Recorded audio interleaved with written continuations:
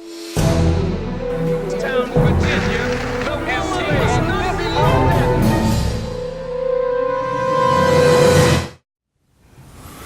the name of Allah, the Beneficent, the Merciful, I bear witness that there is no God but Allah. Muhammad is his messenger. I am Kareem Allah Muhammad, the representative of Allah in the person of the Honorable Elijah Muhammad and of his Messiah, the Honorable Minister Louis Farrakhan. I greet you in the words of peace of Assalamu alaikum. Thank you for taking time to view this message. We're just coming off the great event on 10/10/15 where the Honorable Minister Louis Farrakhan delivered a very exquisite message. I'm not going to go too much into that because many of us who were there can attest to it, and then we also have the availability to purchase the DVD or audio and continue to study that very great message with great depth. One of the things that of course stands out most among people is the opening of the domestic life, because he brought the domestic life before the millions plus who were there, plus those who were watching, the millions of others watching over the internet. So it's that point alone has probably his own viral avenue. My son was informing me that in a conversation with some brothers he knew a few days ago, they too brought up that point of what the Honorable Minister Louis Farrakhan said about the domestic life of the Honorable Elijah Muhammad, and then alluding to his own domestic life. And of course, we've been discussing the domestic life. So there's an opening of this subject.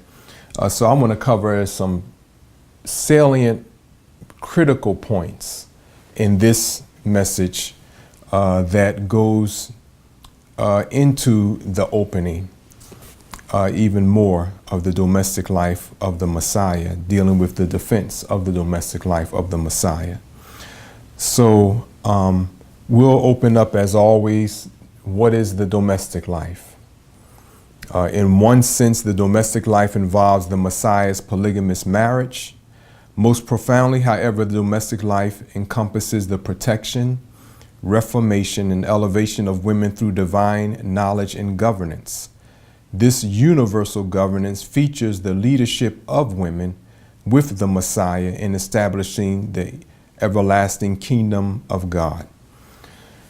Now, when, of course, he, meaning the Honorable Minister Louis Farrakhan, 10/10/15, brings the families, children of the Honorable Elijah Muhammad up front for the world to see. Then makes a statement about settling, or he did the same in settling part of his family in Mexico. That was the allusion to his own domestic life, not illusion, but allusion, alluding to his own domestic life, which, you know, a word to the wise is sufficient, and many people were wise to pick up on that. So we're dealing with the Holy Quran. This, of course, has much to do with explaining the domestic life of the Messiah. There's more, again, to be understood in that statement, salient statement made by the Honorable Minister Louis Farrakhan. In that line, I want to go into Surah 13, verse 38. And I've mentioned this in previous messages. It reads, "And certainly we sent messengers before thee and appointed for them wives and children. And it is not in the power of a messenger to bring a sign except by Allah's permission. For every term there is an appointment." So let's break that down, because in one sense, when a man alludes to his own domestic life, bringing that forward, as he has done for many of those in the Nation of Islam before. I mean, most of us realize that, who are members of the Nation of Islam. Some of us are running scared to death to even bring it up. Some people even have the nerve to talk about they wouldn't want to read this book because they don't know, if I'm revealing some secrets or what is going, how I'm handling the domestic life. Again, you're not dealing with no Rudy Poo New Jack. This is divine guidance. And you'll soon see as we go more into that, God is very particular and meticulous about where he places his message in the care of a man who's going to handle that subject with the deepest care. And I think most of you who have been following these messages, you understand that much at least. I'm not a very careless brother. And in the preface, I make clear that the domestic life is way on Allah's radar screen, to the extent that if I was a vile brother, I wouldn't even be before you right now. But despite what I've shared with you in this subject and my personal involvement with it, Allah is blessing me to be very successful in my striving to serve him in what he has placed on my heart to do. And again, we all have to do the same. So you best believe this subject is handled very delicately and is handled in a sense where it's easy for us to consume, and it lights up our minds if we receive it well. By the grace of Allah, that will happen for those who read it, if they come with the right heart and the right mind. So certainly the we is Allah. Certainly we sent messengers before thee, meaning before Muhammad, before the Messiah. We've sent messengers before thee. The scriptures of the Bible and Holy Quran bear witness that prophets and messengers have come on this earth to deliver the message. We know of Abraham and David. We know of Lot. We know of all other Isaiah and Daniel and some of the other prophets that have set foot on earth to warn the people they were sent to warn and to guide. And we appointed for them wives. So the Honorable Elijah Muhammad and the Honorable Minister Louis Farrakhan, as is the theme or the underlying theme of this defense, is Allah orchestrates the domestic life of his Messiah. That's the proof of it right here. Now, the Honorable Minister Louis Farrakhan didn't go into that, obviously. I'm going into it on his behalf and in the defense of the domestic life, and to bring understanding for those who want understanding. So Allah appoints the wives. He chooses them, and they're chosen way before they know it. All of them are chosen before they're even born. So we're not dealing with anything that just happens all of a sudden. The light don't go off when you just arrive here. God has already had this plan eons ago. And this is why he orchestrates it in the way that he decides to. He knows who's who and where to place his message, and how he brought people along so that when that time came for them to be a part of this aspect in the resurrection of the dead, the messianic mission, then they would be prepared to do so. Now, it is not in the power of a messenger to bring a sign except by Allah's permission.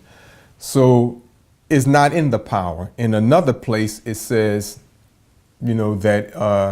that a messenger of Allah cannot.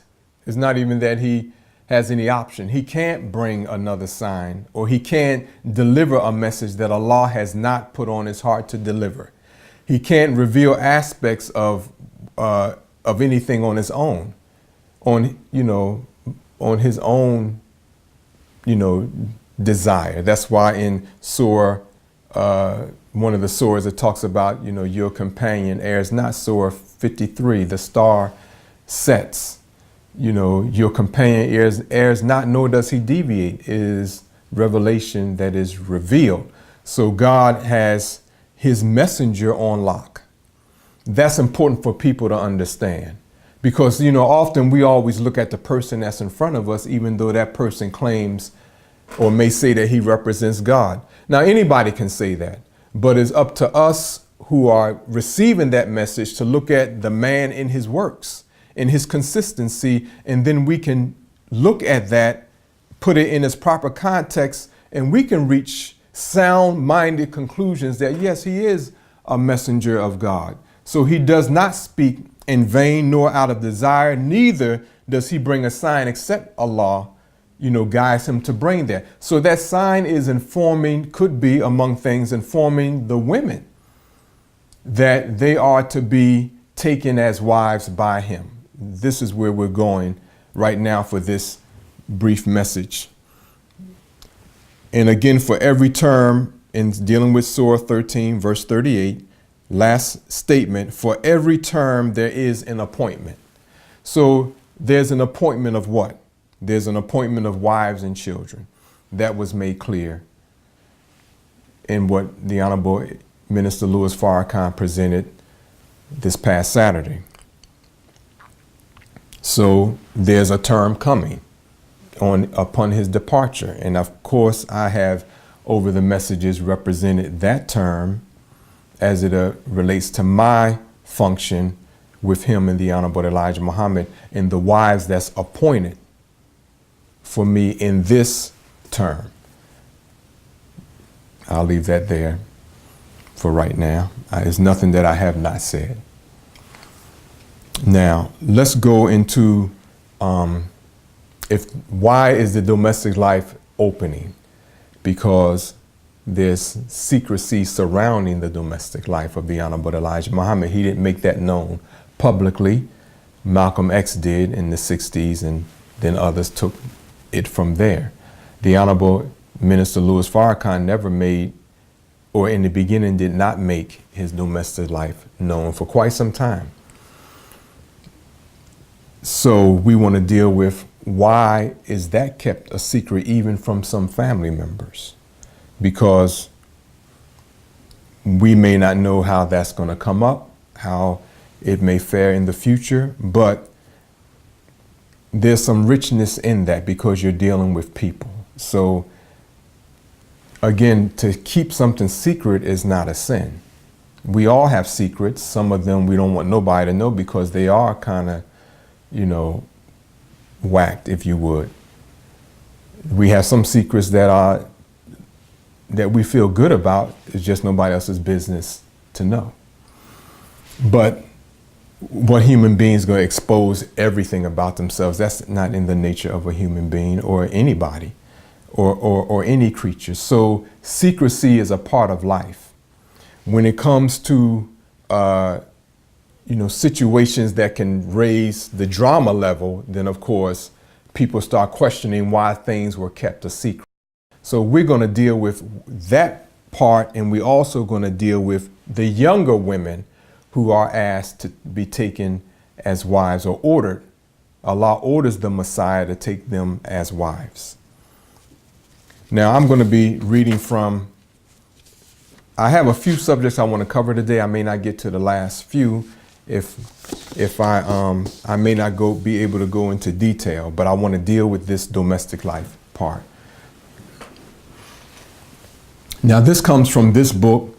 It's chapter 5, Study Guide 18, part 2.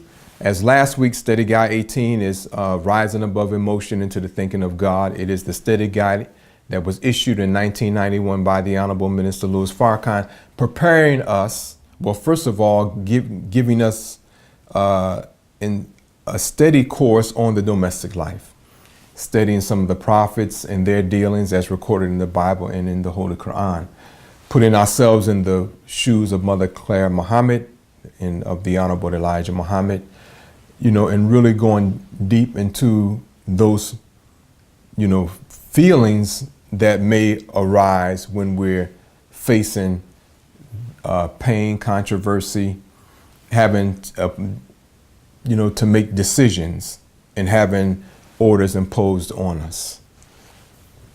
So in this study guide, I'm covering, in this chapter on Study Guide 18, part 1, I want to pick up, we're dealing with the divine order. Allah orders the messenger, the Messiah, to take a particular woman as a wife. We'll pick up here. I'm going to do some reading. Okay. This divine order conveys additional knowledge about who he is as it relates to his function. So, the Honorable Elijah Muhammad was according to Brother Jabril said, when he went to the Library of Congress in the 1930s to read the books that the Savior had, allocated for him to read 104 books. He went to the Library of Congress, began to read many of those books on the life of Prophet Muhammad. He said he was wondering why this man had all these wives. So lo and behold, later he, realizes some things about his own identity. So the domestic life, that order does trigger, in many respects, the identity in terms of function, meaning you come into a knowledge of who you are based on that particular order. There's much to that, but I'm going to continue on. But that's the context where I'm drawn from. This involves Surah 1338 mentioned at the beginning of this chapter, which is what I just read. Therefore, it moves beyond the act of polygamy into the realization that Allah is expanding the Messiah's assignment into areas that advance his eternal kingdom. That's part of the domestic life, the spreading of the message, the spreading of the assignment, the advancement. There's also a chance dealing with, let me just cut that out because there's more in there. I'm picking up really in the middle of the chapter. As it relates to the divine order, Allah has a method by which he raises his Messiah to greater levels of understanding. Some of his methods may seem unbelievable, even bizarre to the onlooker. Yes. Allah, however, enables his servant to see things that no one else sees and to understand him, meaning Allah, in ways that very few people can. These points were previously covered or discussed. That is how Allah interacts with his Messiah. So, there's an intimate relationship between Allah and his Messiah. We believe the Honorable Elijah Muhammad is alive and well. Well, if he's alive and well, then he interacts among people. So nobody can tell me I don't represent him unless you go ask him. If he's alive, say a prayer and ask him to reveal if Brother Kareem Allah Muhammad is in fact a representative of you, the Honorable Elijah Muhammad. But if you disbelieve, which many people do, then, take your disbelief and go around the corner and do something else. But see, when you come and attack me for what I'm standing for, you got to question your own belief in what you say you believe. Now, I wouldn't make any of this up. Why would I if I believe the Honorable Elijah Muhammad is in fact alive and well? Would he not strike me down if I misrepresented him? But many of you don't believe, you're disbelievers. So start with your own damn disbelief first. Let's move on. So the Messiah, because he interacts with Allah, he sees things that nobody else sees. So God orders him to do things that it seems kind of silly or bizarre or crazy to many people who are onlookers. And many people who have risen to do different things in the nation of Islam were called crazy and even called crazy today. For one, the Honorable Minister Louis Farrakhan, when he had the experience on the wheel, some people still don't believe that. They still call him crazy. Many people didn't understand Mother Tainetta Muhammad. You know what I'm talking about. So she was branded as, somebody who may have been on the edge. The same with Brother Jabril Muhammad. The same with some of you who have ventured to do things that maybe people don't see. But again, as I said in the first message, when people throw off on us because of what we're trying to do, how readily are we to not do the same for the next brother or sister? We go exactly where other people took us. So if we can all stop doing that, we should be fine going into the kingdom of God.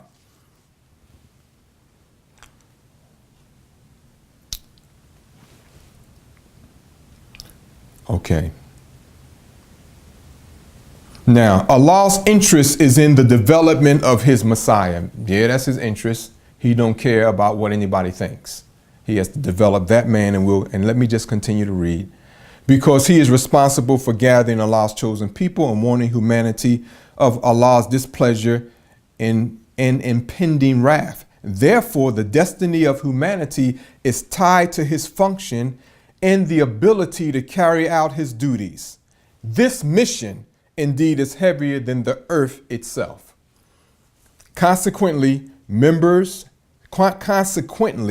how members of the Messiah's family might feel about the divine order is not a priority with Allah. The Messiah has to bring his family along the best way he knows how, and all options involve pain. There's no escaping it. During this effort, he does not operate from a position of weakness. He is compassionate, however, he owes no one an apology for doing that which Allah requires him to do. This disposition may cause some people to resent him. You know how it is when, we expect someone who has to step out on faith and do something to be apologizing along the way. Well, I know that, but Allah, he ordered me and I have to. You ain't gonna get that from the Messiah. That's not gonna happen. Because as I have been saying in these messages, and as the Honorable Minister Louis Farrakhan said, Saturday, we all have a destiny or a rendezvous with the grave. Some sooner than others, but we all go. So I'm not going to not do what Allah put on my heart to do because of somebody who may not be here tomorrow. And many of us may not be here tomorrow. And we look at some of us who's in front of our face, mouthing off, lying, acting a fool, and they got death written all over them. They about to take the next T plunge any day. And some of us are listening to them lie. You got to be out of your damn mind. Not me. I'm not going to do that by the grace of Allah. Because I've been around long enough to see officials drive men into the ground only later to leave the ranks and start partying at Club Deja Vu after you done, left a trail of harm and damage based on, your sadistic thinking while you were hyped and in leadership. But when that goes, you go back to the world and then somebody got to clean up your damn mess. No, that's not going to happen here. And I'm hoping other people feel that way. We want to deal with truth and actual facts, not your own personal emotional selves. Because I can make a decision on actual facts and it may not be the decision you like, but who the hell are you? Every tub got to stand on its own bottom.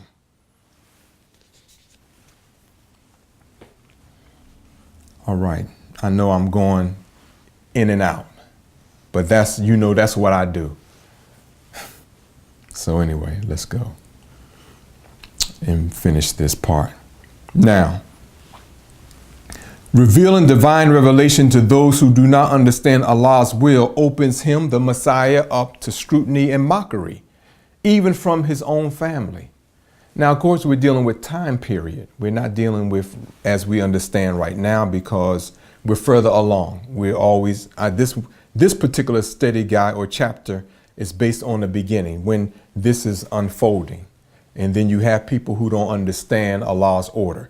The Honorable Elijah Muhammad and the Honorable Minister Louis Farrakhan been through those periods. Some of us have come along when they're past those periods. So you may listen to what I'm saying and saying what's Brother Kareem saying because it seems like we kind of settled in that. Well, it wasn't like that always, particularly not in the beginning.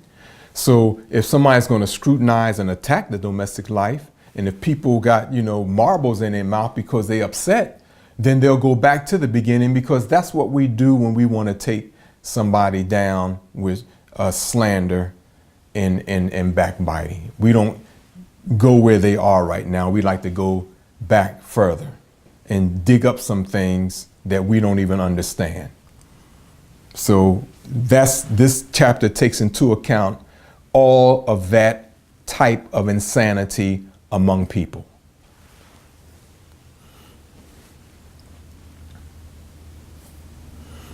Now, being evil spoken of by those who misunderstand his mission is already a reality in his life.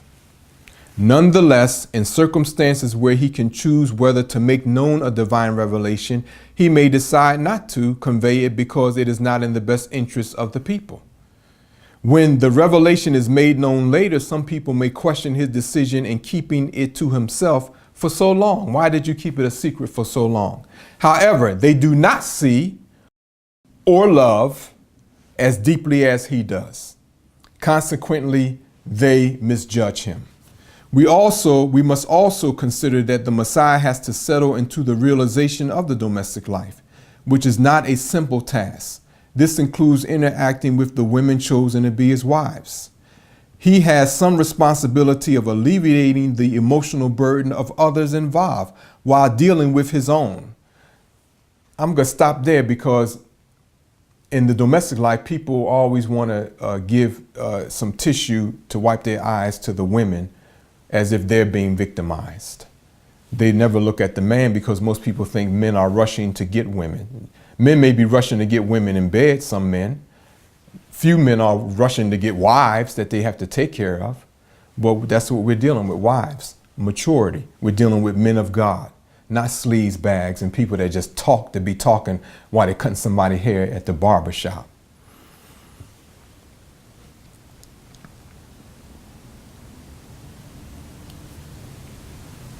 Now, questions regarding how much knowledge about the domestic life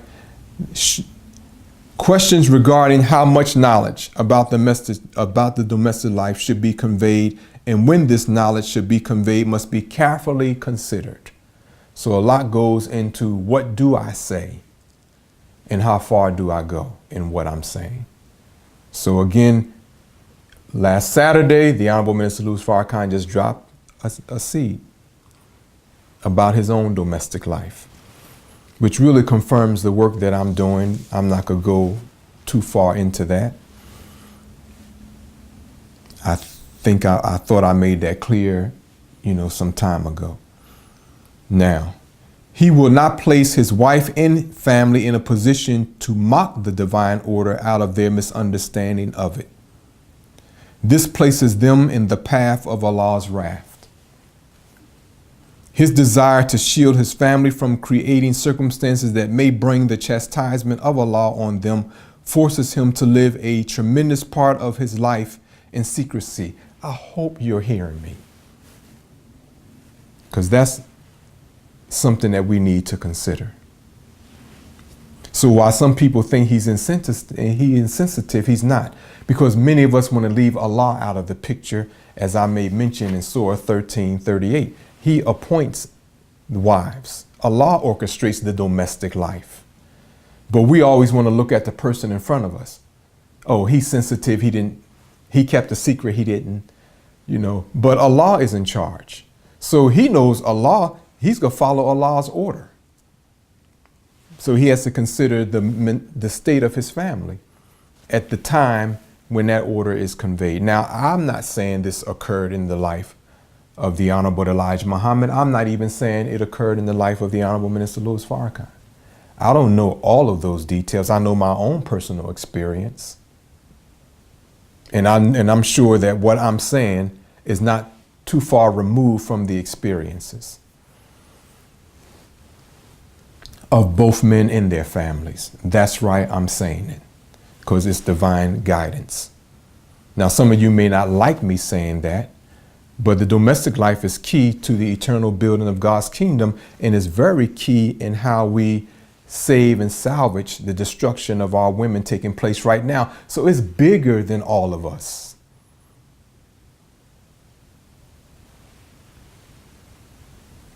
I hope we understand that.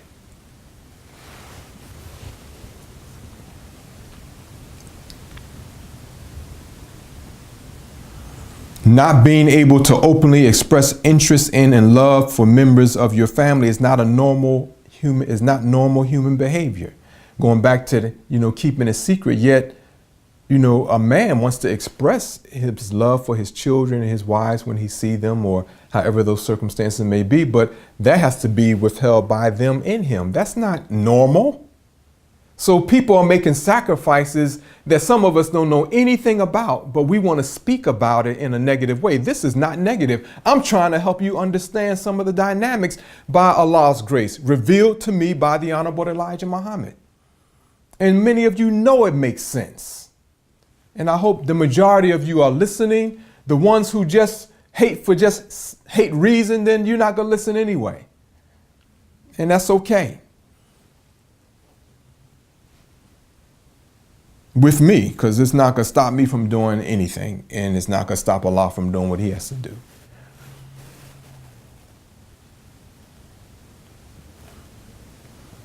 Therefore, the necessity to keep the domestic life a secret causes varying degrees of stress and strife for those involved. Now, we have the benefit of this text revealed by Allah so that we can understand the domestic life and how it's orchestrated, and those, things that we may not think about, since the future of the domestic life is before us as a people. So who am I to judge the wife of the Honorable Elijah Muhammad, a wife of the Honorable Minister Louis Farrakhan? Some of us are so sick we do that, yet we're not in their shoes. So when, things, because they have to grow in in understanding, then sometimes, doubt, whatever, can get the best of people. We may become aware of some things that occurred, but you're not in any of those sisters' shoes. I'm not. That's why I'm explaining it to you. We have to wonder if we can handle that kind of life before we start throwing darts at people who had to walk through it. I mean, some people I feel like just punching in the face. I just have to say that. People who do that kind of judging. You deserve to have your teeth knocked completely out of your head, and probably more than that.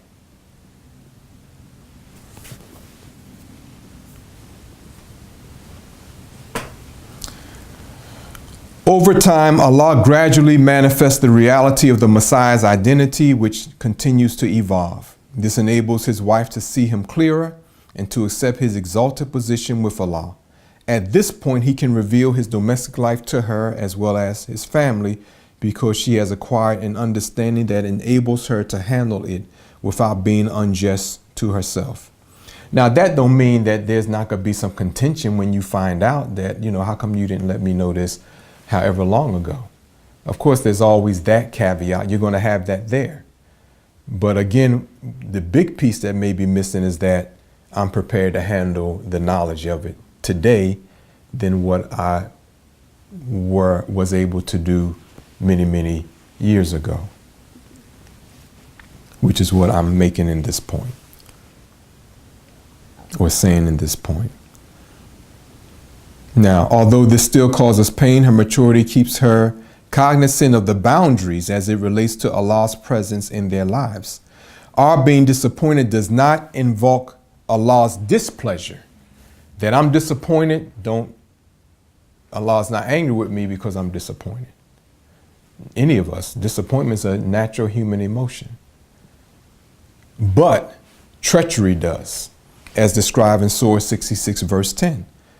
Quote, Allah sets forth an example of those who believe. The wife of Noah and the wife of Lot. They were both under two of our righteous servants, but they acted treacherously towards them. So they availed them naught against Allah, and it was said, enter the fire with those who enter. So I can be upset, disappointed, but I cannot be treacherous. Treachery is betrayal of trust in a form of treason. The primary intent of the treacherous person is to undermine and destroy the other person. When disappointment is not mitigated by the pursuit of understanding, the inclination to act treacherously is within reach because the emotional level is higher than the desire to reason. Lot's wife may have felt betrayed because of her misunderstanding and decided to respond in what she believed was like manner, although her perception was severely tainted by emotion. In some cases, Allah forbids the disclosure of the domestic life. In other cases, the Messiah carefully examines the situation and decides the course of action to take as to whether or not to make known his domestic life, particularly to his wife and family. That decision is based on what he believes and knows is, in the best interest of those he is responsible for. That is his family, the believing community, and the lost foundation of Islam in the West, as well as humanity at large. So it has a lot of ramification that goes beyond us as individuals. We must examine the Messiah as the Messiah of the entire human family, not the Messiah of a few people that are blessed to interact with the Honorable Minister Louis Farrakhan as they did with the Honorable Elijah Muhammad. Sometimes we tend to think that it's all about us because we're in close proximity, but it's an earthly building of God's kingdom. He's always cognizant of that, even though we may not be. So that's the point I want to make on this one. Why secrecy? I hope you understand that. I believe it makes sense to many of you who are striving to understand more. Now, let's move further. Now I want to deal with, young women who are taken as wives. The Honorable Elijah Muhammad, or Malcolm X rather, called the Honorable Elijah Muhammad his wives' teenage secretaries because they were much younger than Mother Claire Muhammad. So let's go into why Allah would choose, a man to take a woman who may be 20 or so years younger than him. So this comes from volume 2 called Divine Orchestration of the Domestic Life, Part 3. It's volume 2 is almost finished. It'll be available, inshallah, within a week.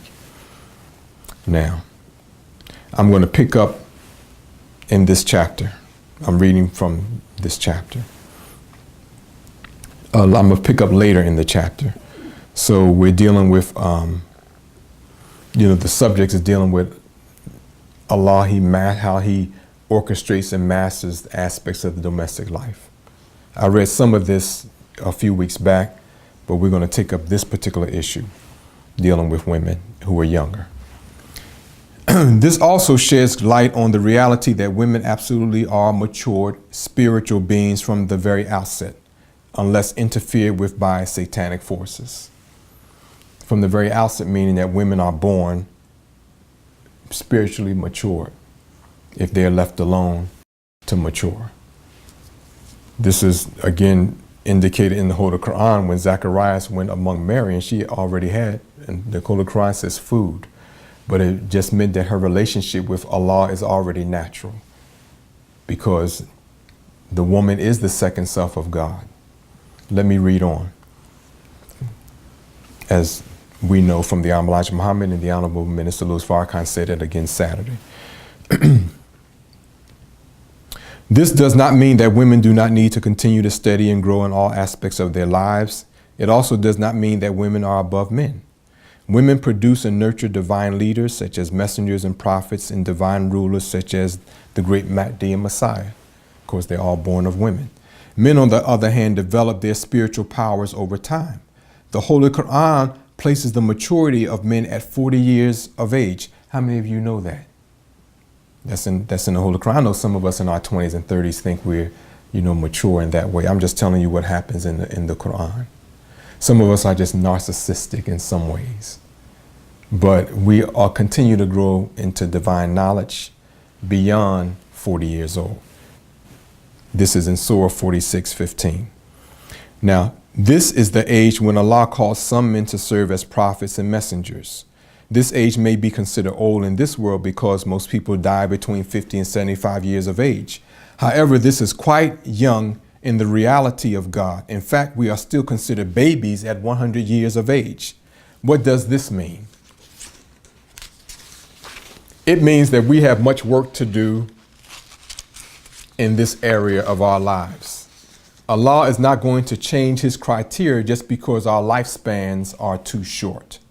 We have to rise up to his divine standard by obeying the guidance that preserves and lengthens our lives. Of course, that's how I need to live. I just happen to have it here. Often we hear the phrase that girls mature faster than boys. This observation usually refers to intellectual development because the educators in this world have yet to learn the supreme wisdom of the originator's self-creation. The innate spiritual maturity of the female, girls and women, is what undergirds the intellect because the brain is upheld by righteous and correct thinking. This enables the intellect to function at optimal levels, very high in the stratosphere. This reality also bears heavily on the seemingly drastic age differences between some of the wives of the Messiah, as exemplified in the history of Prophet Muhammad regarding his marital unions with Mother Khadijah and Mother Aisha. The former, Khadijah, was 15 years older than the Prophet.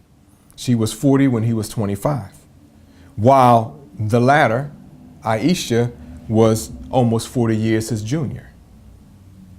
Allah's decision to join them as husband and wife was in part based on their maturity and spirituality.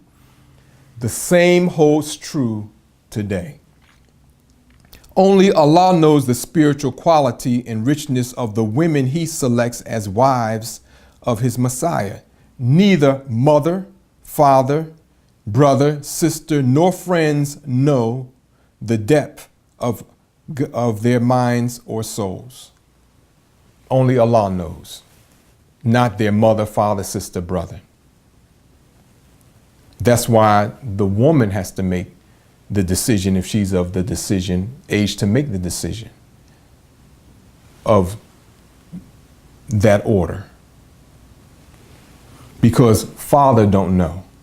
Now, I'm just going to stop here because this is going to be relevant in the future. And I have no problem explaining my experience, as you all know. As they say, there's no shame in your game. Well, I'm a teacher. So God brings me through experiences to help bring clarity to the domestic life. So in my sharing the order to take a certain sister as a wife who was very young, in her like mid-20s, of course, it's always proper to ask the parents, which is not ask, but let them know, because Allah ordered it. So, my letter to them was not an ask. It was just explaining the order to them.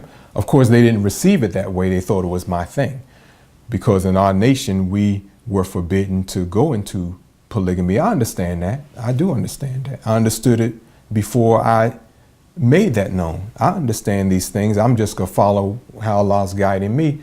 That's all I can do. So that's a trial for me, and it's a trial for everybody else. So be it. I'm not going to, what else can you say on that? But so be it. God delivers an order that I think is through me. I try to fulfill it. It's the same with the Messiah. You'll see when they attack the domestic life. And you'll come back and reflect on what Brother Kareem said. But he says, we reject your offer. Well, it's her decision, not yours. You may want to influence as a father should, but it's the woman's decision ultimately, because ultimately Allah sees something in her that he wants to bring forth out of her, as was demonstrated Saturday. So you can be an emotional father and shoot me down and say all kinds of things you want to say, but at the end of the day, she has to decide herself if that's what she wants to do. And women must make that decision on their own. So a father could say, yes, you should go for it. She may not want to. She should make the decision not to be involved in it then, because it has to be hers. God can appreciate that, of course. Now let's move further.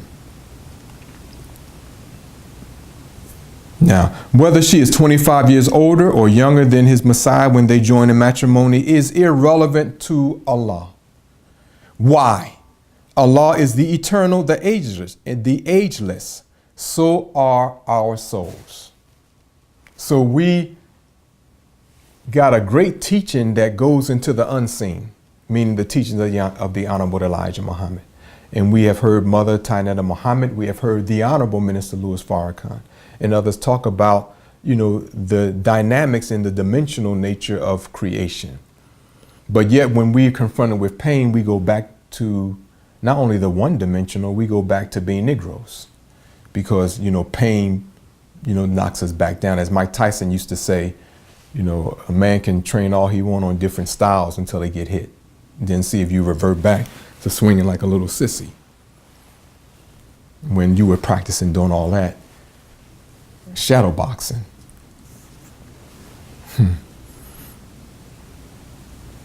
So that's what a trial is, to see if we're mature enough to look at the facts and at least seek understanding. But some of us don't even go there. It's just rejection straight out. And that's okay. Allah keeps his options open. As the old folks say, one monkey don't stop a show. The Honorable Elijah Muhammad, let me come back and say that I'm not calling anybody a monkey. Certainly not. This is serious, and Allah is orchestrate things in the domestic life for the future. So I apologize for that statement. What I'm saying is that he keeps his options open. And if we make a decision that's not whichever way, then that's okay. There's many people on the planet, and none of us do Allah need. He wants, because he's put something in us that could be useful in advancing his kingdom. But he don't need any of us. That's what I meant. And I've said that before. Now, the Honorable Elijah Muhammad admonished us to abstain from the folly of birthday celebrations. Why? Among his reasons is that this divinely condemned world of the Synagogue of Satan uses the concept of age as a means of enslaving and destroying people. They deceitfully segment the human lifespan into brackets, age brackets, and establish behaviors specific to each bracket. We are so controlled, we don't even know how controlled we are. I mean, he maps us all the way through life. By the time we're born, from the toys we play with, from the things we take hold to when we're 10, then we get in adolescence, and that's a whole new world. That's particularly for that age group. The old folks now are in their 20s or 30s. When we're soon to be there, we just don't know how fast it's going to happen, and we're surprised how it happens so fast. Then you have your middle age, folly and frolicking, and then you just go down this path, many people of just living crazy as hell. And then when we suffer enough self-abuse, then around 30, 35 years old, I'm a deacon in the church now. Or God called me to preach the word. After you done finished in your 20s acting extremely silly, now God called you to preach the word, and now you condemn the very people for what they're doing that you did for 30 or at least 20 years. But Satan maps that out. So most people are mapped into a train of thinking, a train of behavior. You can almost count on it. For example, the last bracket called senior citizens occurs a meager 6 decades after birth. When people adopt this notion of senior citizen, they usually lose their drive for life. They seek security and plunge into deep states of fear. You ever seen some old people look like they're just frightened? I mean, you get a little older, I shouldn't say old, but all of a sudden your eyes start getting more bulgy. And of course, the generation starts setting in. I'm not mocking old people, I'm on my way there as well. Hopefully I won't have these big bulging eyes that have fear written all over it. But that's just, now I'm a senior citizen, I got a fixed income, I'm afraid of everything that moves. Even, somebody drop a pin, I'm rattled. And we know people like that. That's senior citizens. Well, who carved out that for the age bracket of 60 to 75 to 80? The Synagogue of Satan. So this causes them, senior citizens, to experience physical and mental degeneration and debilitation at an accelerated rate. This is why once you stop and you are retired, normally it's downhill pretty fast. The ultimate aim of any marital union is that both persons unite to fulfill the purposes for which they were called into existence and joined as one. Who knows this better than Allah? He matches them to ensure that His will is done. Now, put a period on this one. I got one more thing to read dealing with the young people. The young wives, excuse me, of the Messiah.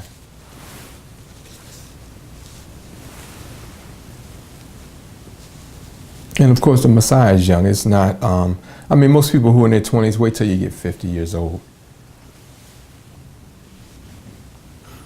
You will see that it's not a big difference. In some respects, it is a difference, knowledge gain and experience. Of course, a 25-year difference in this life does make a difference. But most of the times we're counting our experiences in folly and being mishandled and abused, and we chalk that up as, I got a lot of experience because somebody drug us through the streets of decadence. So we wear that as badges of honor to show that, we're older, we're mature, but God don't work like that. That may be one aspect because you've seen things so you can help the younger people, and that's certainly a value. I would not ever devalue that experience. But there's also the experience of wisdom, that journey into wisdom that is painful. The years of study, the years of sacrifice for the Word of God, that's a painful process as well. We always want to highlight the negative that happens to us, as if that's the only way that we grow. Meaning, in this world, fallen victim to the traps. No, that journey into sacrifice and commitment and wisdom, that's also paved with sacrifice and pain. So let's pick up on this chapter called Establishing Divine Maturity. It's chapter 5 in the second volume. What Allah has guided us to say in this particular chapter is the Messiah establishes divine maturity. It's specifically why you can have a man of 50 years old and a woman in her 20s. Because you're looking at maturity, spiritual maturity, mental maturity. That's what Allah looks at, but this is established in the Nation of Islam. Now, I'm going to just mention a few things later on that's in this chapter, but I want to read this section first to make sure that I get that over. Then whatever time I have left, I'll just pick up on a few scenarios, not a few scenarios, but a few examples that we have in the Nation of Islam. The history of the Nation of Islam. When we view life from the lens of Allah, as presented in the previous statements by the Honorable Elijah Muhammad regarding human lifespans, then the differences between a person who is 21 years old from 150 years of age is nominal at best. This is not to say that a 21-year-old person knows as much as a 50-year-old person. In life experience, this is unlikely. The point, however, is not their differences in years lived, but their level of maturity. Allah does not bring like immature people. He brings them along, but when He chooses the Messiah and He chooses the women, He don't choose people who are just immature. That's not a choice He makes. There's always a serious undertone to those persons who are called. They enjoy themselves, they laugh, but they're not immature.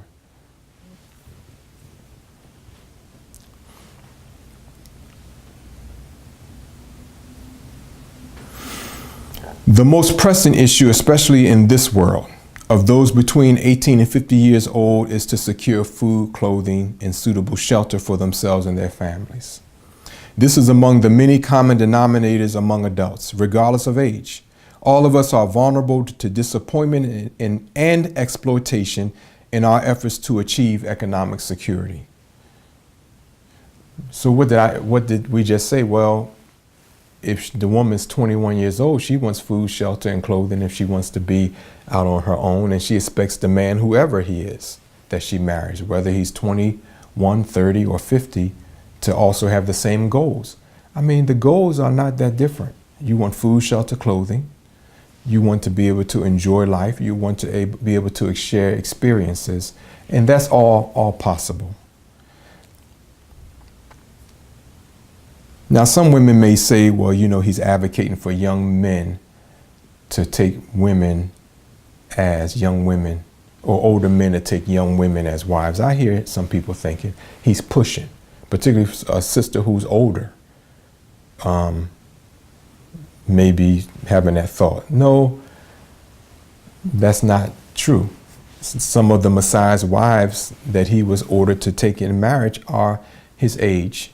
And again, Prophet Muhammad's wife was older.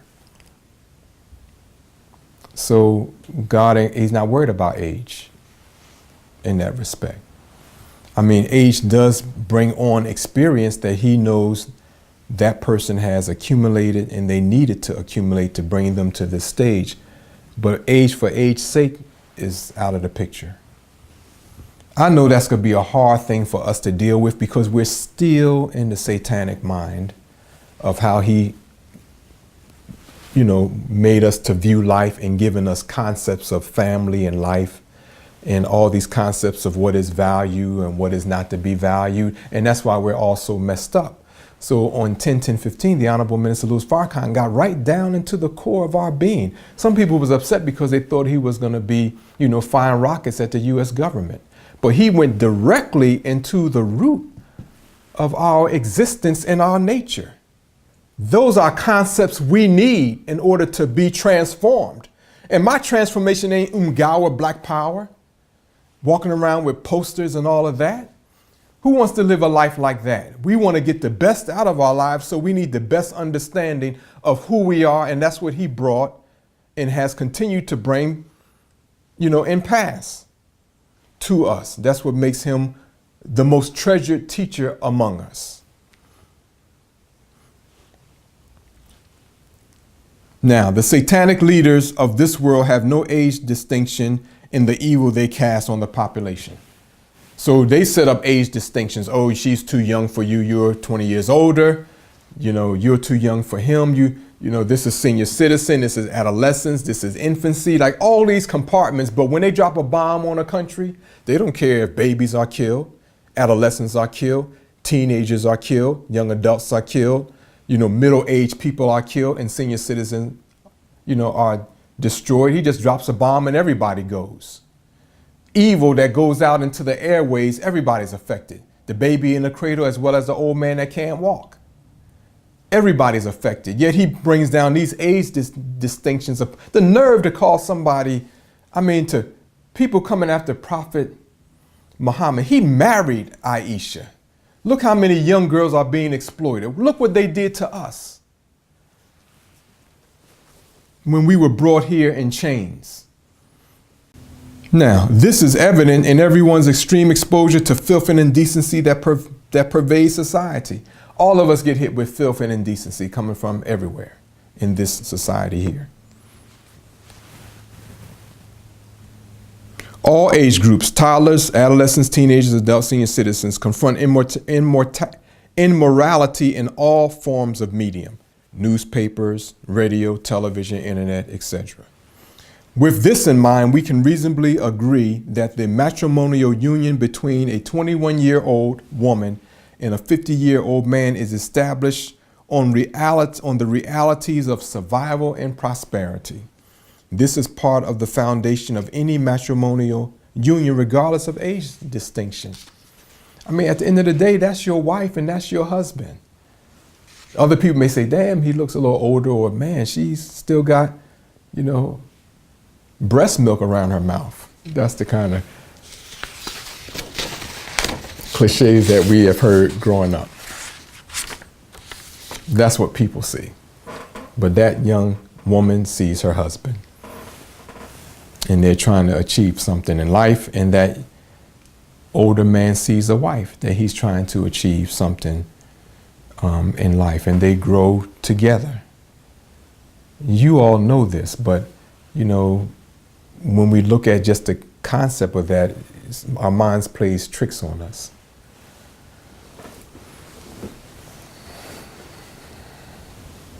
There is no doubt that sufficient compatibility is another non-negotiable aspect of matrimonial unions, especially between couples that with notable age gaps. This is why such unions are rare and usually have religious connections or connotations. We can safely assume that such marital unions with significant age distinctions, such as, again, a 21-year-old marrying a 50-year-old person, are usually unacceptable to many people, especially family members and close friends. Because the woman's friend would be like, why are you marrying an old man when you can marry, you know, the other brother who is more of your age distinction? That's her decision. When it comes to domestic life, I mean, Allah, again, orchestrates that. Now, traditionally, American society frowns on these types of marriages. However, in this current era of the rise of the cougar, right?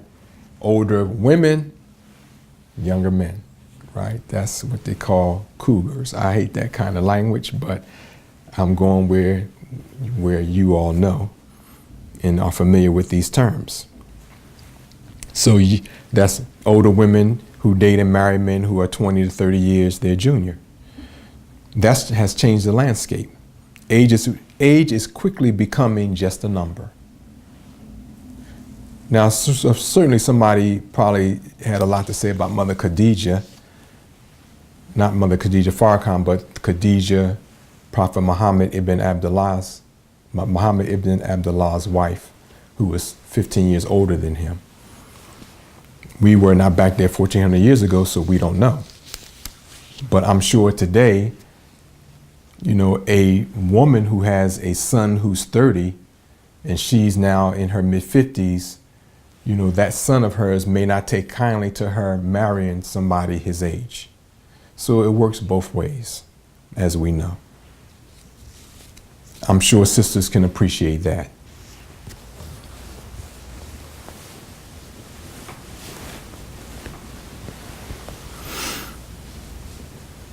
Now, the naysayers of young old matrimonial unions often raise meaningless objections, such as how old the man will be when the children from that union become adults.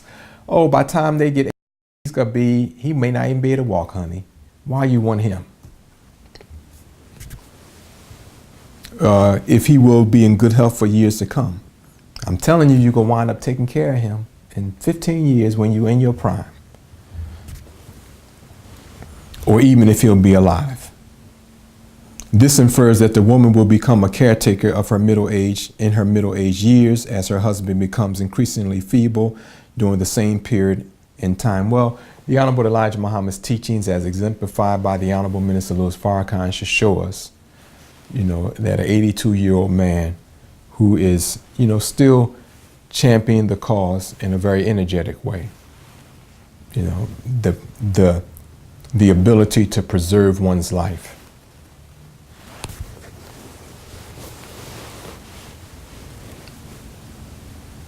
Now,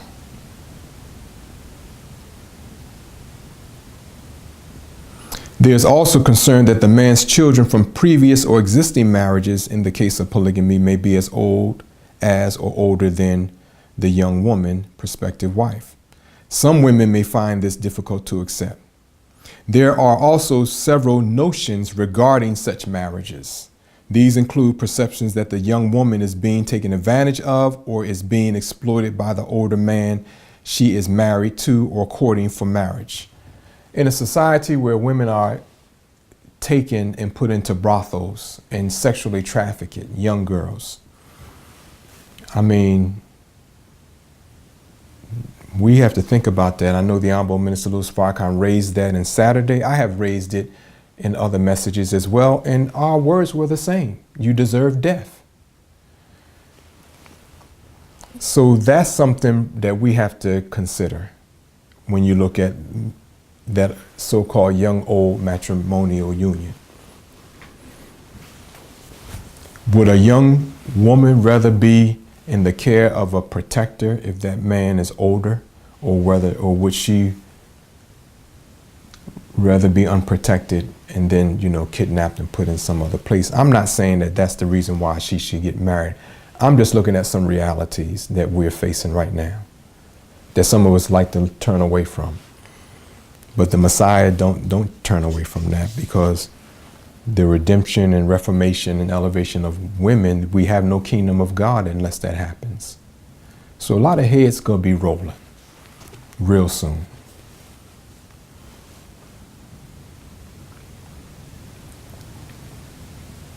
Now, some people might accuse him of desiring a much younger woman because of her physical attractiveness.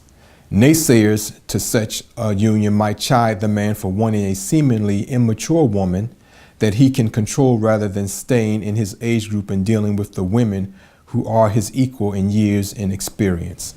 We hear that. Oh, he wants a younger woman that he can control. And the same is said about younger women. If the man is pretty old, she just wanna, I'll cover that.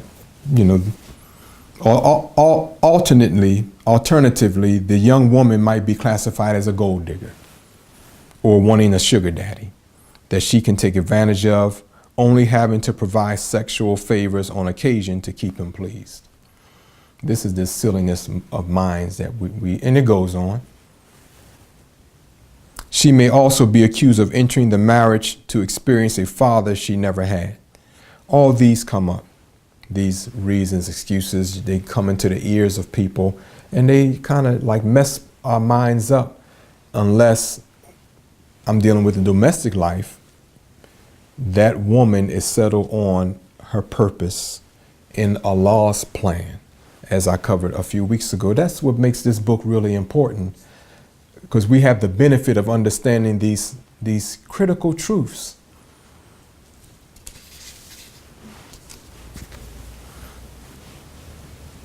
Now, these, of course, are common presumptions and assumptions. These rare marital unions usually transcend these low perceptions and often arise through simple friendships that gradually become more personal and intimate. Again, religious and spiritual affiliations also give rise to such unions. So that's the end of that part.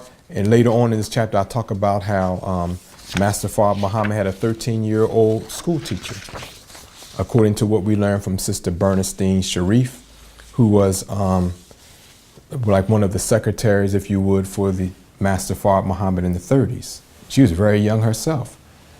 She was called a reformer, not necessarily a secretary, because she dealt with words, and also she was responsible for typing up what we know now in certain parts of the Supreme Wisdom.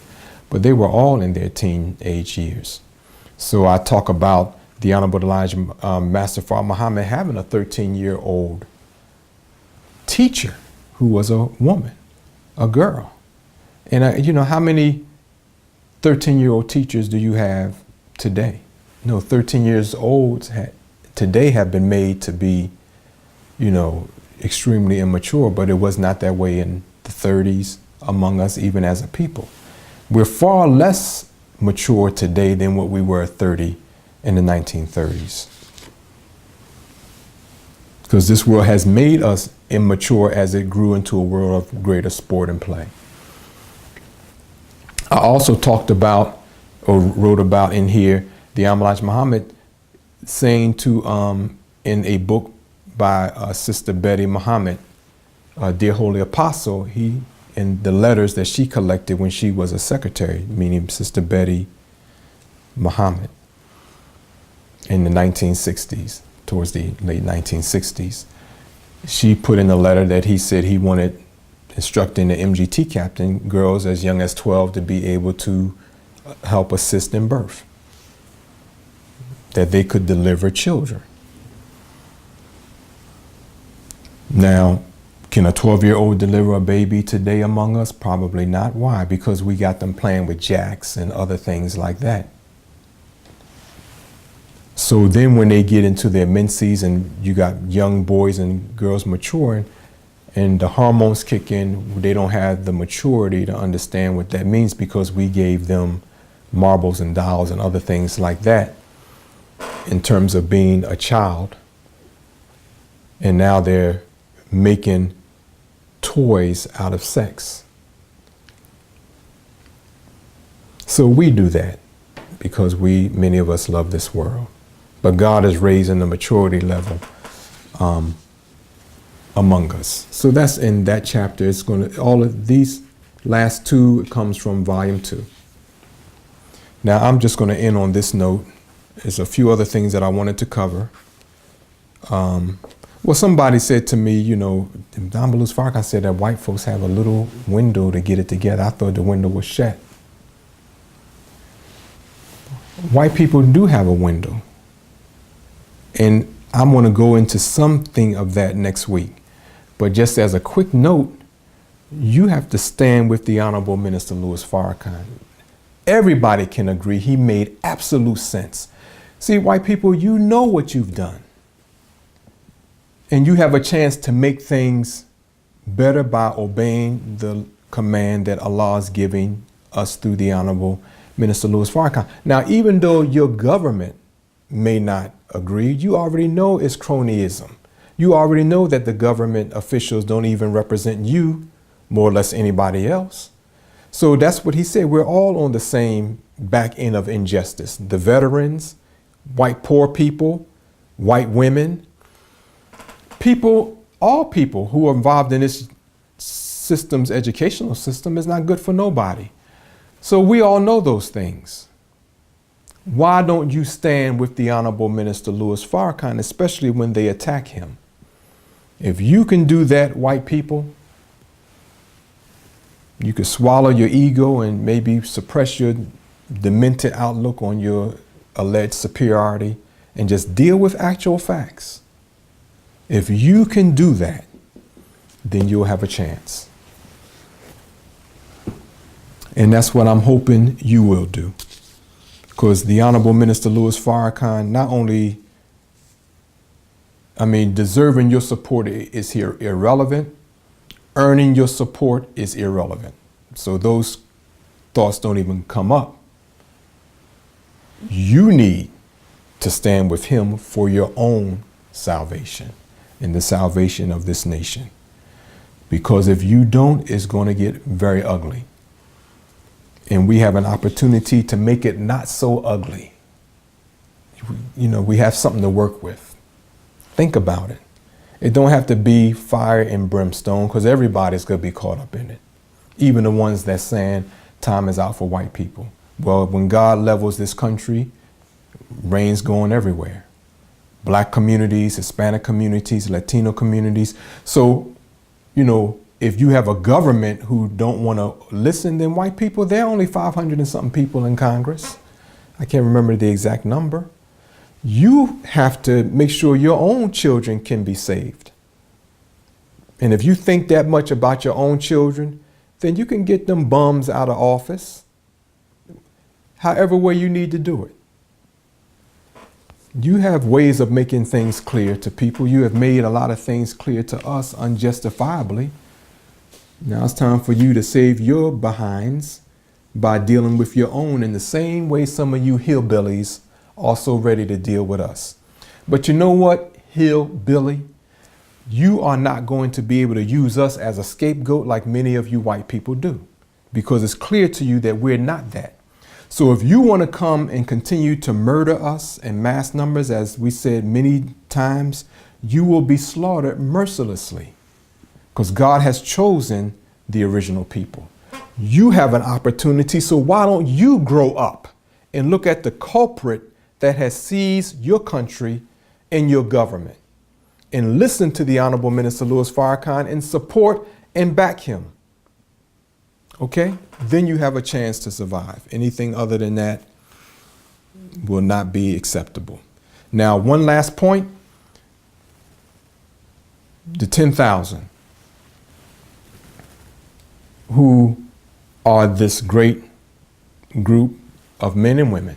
He wants 10,000 men, 10,000 women who are really angelical. Just briefly, you have to mount up on How to Eat to Live, and you have to go to the finalcallstore.com and obtain this book on the restrictive law. Okay? That's a start of your training.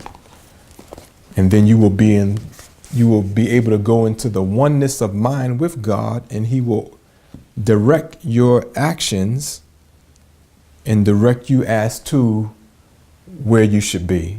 We should not stand around waiting for a letter to come in the mail, a phone call to come in the mail. Oh, did I make the 10,000 or did I get cut? And it's not that kind of, activity.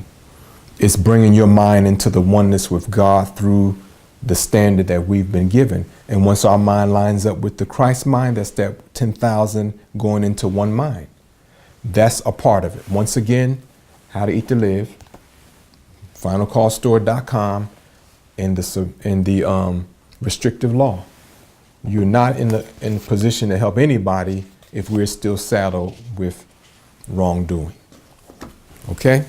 So I thank you for taking time to view this message. May Allah continue to bless you and us as we move forward in the Messianic mission and prepare for the departure of the Honorable Minister Louis Farrakhan, regardless of what the circumstances are. We know he's going to the wheel. Assalamu alaikum.